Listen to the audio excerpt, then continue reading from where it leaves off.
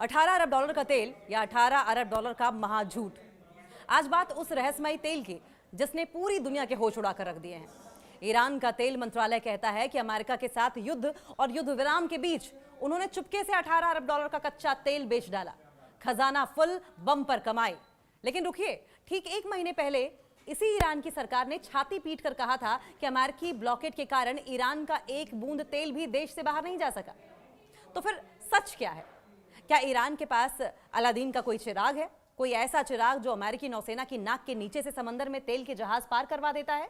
या फिर ईरान सिर्फ दुनिया की आंखों में धूल झोंक रहा है और अमेरिका को बेवकूफ बनाने के लिए आंकड़ों की बाजीगरी कर रहा है? आज खोलेंगे ईरान के इस ऑयल सीक्रेट का पूरा कच्चा चिट्ठा।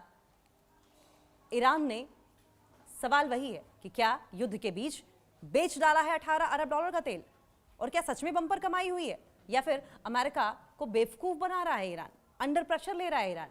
ईरान के तेल मंत्रालय ने दावा किया है कि अमेरिका के साथ युद्ध और उसके बाद जो सीज फायर हुआ था, इस दौरान उसने करीब 18 अरब डॉलर का तेल बेच दिया है। हालांकि यह दावा ईरान के एक महीने पुराने सरकारी बयान को काटता है। उस बयान को काटता है। तब उस बयान में कहा गया था कि अमेरिकी ब्लॉकेड के कारण एक बूंद तेल भी एक्सपोर्ट नहीं हो पाया है। ऐसे में सवाल ही उठ रहा है, या तो सच वो है या तो सच ये है। सवाल ये उठ रहा है कि सच क्या है? अमेरिका लंबे समय से दावा करता रहा है कि उसके सैंक्शंस और हॉर्मूज की नाकेबंदी ने ईरान के तेल कारोबार को पूरी तरीके से खत्म कर दिया है, तेल कारोबार की कमर तोड़कर रख दी है। लेकिन अब खुद ईरान ने ऐसा दावा किया है जिसने इस पूरे नैरेटिव पर ही सवाल खड़े कर दिए हैं। ईरान के तेल मंत्रालय के मुताबिक अमेरिका के साथ युद्ध और उसके बाद लागू रहे सीज फायर के दौरान देश ने 18 अरब डॉलर का तेल बेच दिया। ऑयल मिनिस्ट्री के मुताबिक युद्ध के दौरान 11.5 अरब डॉलर और सीज फायर के दौरान 6.5 अरब डॉलर का तेल एक्सपोर्ट किया गया। मंत्रालय का दावा है कि इससे मौजूदा बजट में अनुमानित तेल आय का 60% से ज्यादा हिस्सा हासिल हो गया। ईरान के तेल मंत्रालय द्वारा किया गया यह दावा वैश्विक राजनीतिक सैंक्शंस की राजनीति और ऊर्जा बाजार में अमेरिका के दबदबे की सीमाओं को समझने के लिहाज से बेहद महत्वपूर्ण है। ईरान के तेल मंत्री मोहसिन पाकनेजाद, इन्होंने इनके द्वारा जो दिए गए एक बयान के मुख्य पहलुओं को पर अगर फोकस किया जाए, गौर किया जाए, इसके प्रभाव का विस्तृत विश्लेषण किया है। कमाई का विवरण, रेवेन्यू ब्रेकडाउन। ईरान ने इस संकट के काल में कुल 18 अरब डॉलर की बम्पर कमाई का दावा किया है। और अगर वॉर फेज की बात करें, सक्रिय युद्ध के दौरान की बात करें, तो 28 फरवरी 2026 को अमेरिका इजराइल के एयर स्ट्राइक से, हवाई हमलों से शुरू हुए युद्ध के दौरान ईरान ने 11.5 अरब डॉलर का तेल बेचा है। सीज फायर फेज में अप्रैल से शुरू होकर जुलाई की शुरुआत तक चले अस्थायी संघर्ष विराम के दौरान उसने 6.5 अरब डॉलर का ऑयल एक्सपोर्ट किया। और बजट का लक्ष्य क्या रहा?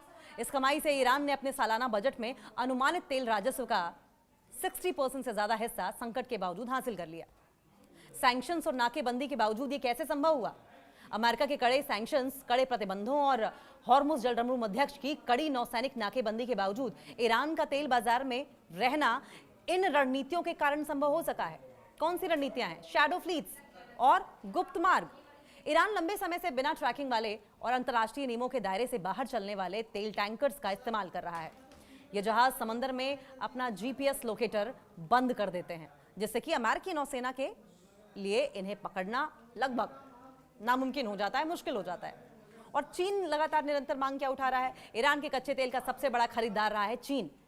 चीन की ओर से मांग उठाई जा रही है। चीनी रिफाइनरियां अमेरिकी बैंकिंग सिस्टम यानी कि स्विफ्ट का उपयोग न करके अपनी मुद्रा, चीन की मुद्रा युआन है, अपनी मुद्रा या अपने वित्तीय माध्यमों से ईरान को भुगतान करती है, जिससे कि अमेरिकी प्रतिबंध बेअसर हो जाते हैं।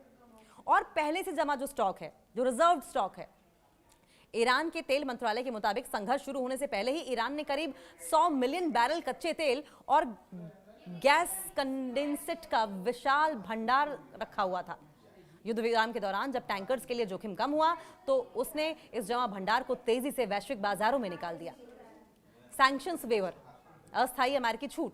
जून 2026 में स्विट्जरलैंड में हुई एक हाई लेवल मीटिंग में उच्च स्तरीय बातचीत के बाद अमेरिकी ट्रेजरी विभाग ने ईरान को तेल बेचने की 60 दिनों की सीमित छूट दे दी, लाइसेंस दे दिया था, जिससे कि ईरान को इस दौरान वैध तरीके से भी बड़ा निर्यात करने का मौका मिला। अमेरिकी नैरेटिव को झटका हालांकि लगा है ये। अमेरिका हमेशा से ये दावा करता आया है कि उसके वित्तीय प्रतिबंधों और प्रोजेक्ट फ्रीडम जैसी सैन्य कार्रवाइयों ने ईरान को आर्थिक रूप से पंगु बना दिया है। हालांकि ईरान का ये नया डेटा ये साबित करता है कि ऐसा नहीं हुआ है। वैश्विक ऊर्जा बाजार में तेल की भारी मांग के कारण सैंक्शंस को 100% लागू करना असंभव है। जब भी वैश्विक बाजार में तेल की कीमतें बढ़ती हैं, कितनी, $100 प्रति बैरल के पार, तो ईरान जैसे देशों के लिए ब्लैक मार्केट या गुप्त समझौतों के जरिए भारी मुनाफा कमाना आसान हो जाता है। ईरान के अंदर भी विरोधाभास है, इंटरनल कॉन्ट्रडिक्शन देखने को मिल रहा है वहां पर। दिलचस्प बात यह है कि ईरान के इस दावे ने खुद उसके अपने नेताओं के पिछले बयानों पर सवाल उठा दिए हैं।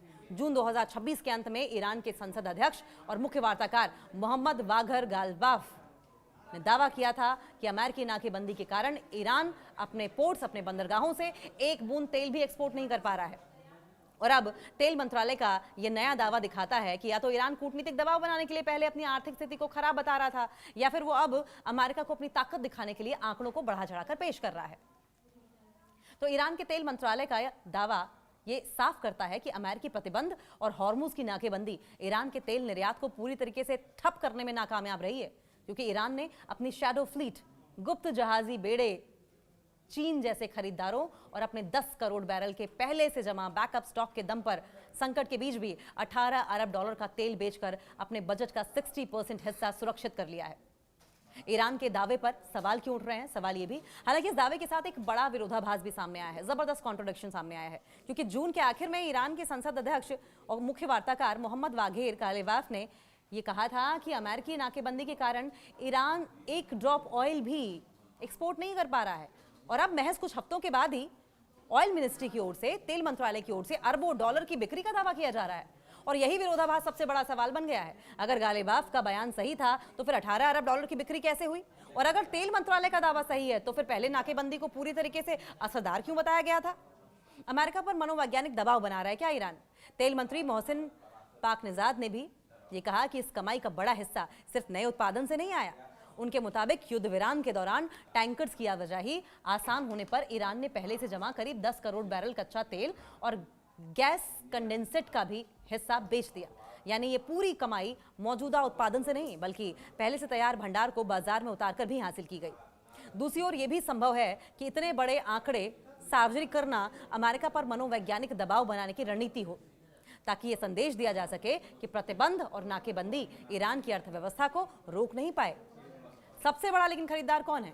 अमेरिकी सैंक्शंस के बावजूद पिछले कई सालों से चीन ईरान का सबसे बड़ा खरीदार रहा है। ईरानी कच्चे तेल का अधिकांश हिस्सा प्रत्यक्ष या अप्रत्यक्ष रूप से चीनी रिफाइनरियों तक पहुंचता है, और इसके लिए कई बार तीसरे देशों, अलग जहाजों या मिश्रित कार्गो जैसे तरीकों का इस्तेमाल भी किया जाना उचित माना जाता था। इस तरह की रिपोर्ट्स भी सामने आई हैं।